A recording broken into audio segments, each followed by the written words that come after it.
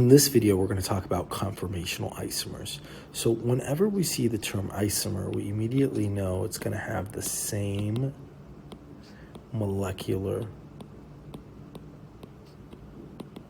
formula. Now, in the case of a conformational isomer, they're actually the same molecule as well.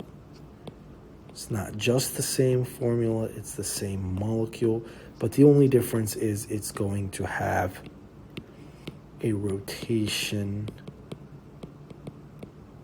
across or about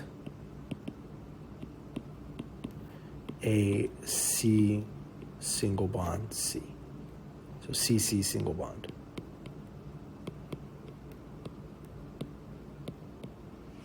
Now, it may or may not have any optical activity.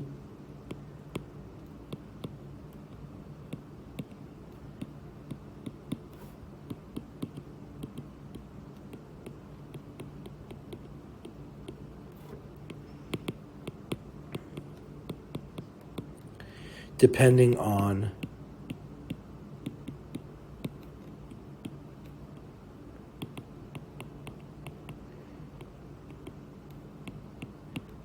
if it's achiral or chiral. So let me explain that. So if I take a look at this molecule right here, I have a fluorine that's wedged, Cl that's dashed, and an H there. And then I have this molecule right here.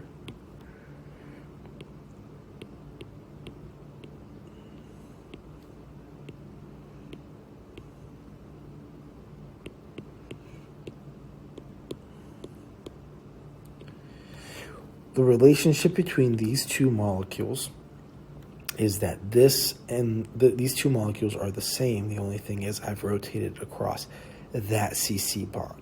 And so because this was chiral to begin with, it's going to have optical activity, right?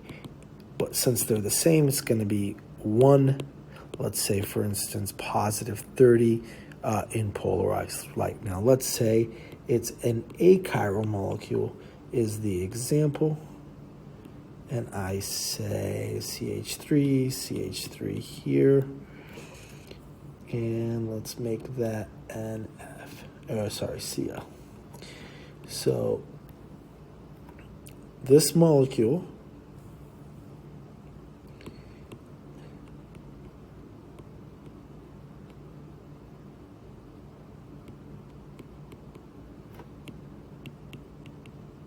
are the same, but we've rotated across that CC bond, so it's a conformational isomer, but its chirality is that it's achiral, and so we're going to have an optical activity, or excuse me, we're going to have no optical activity because, again, it's achiral.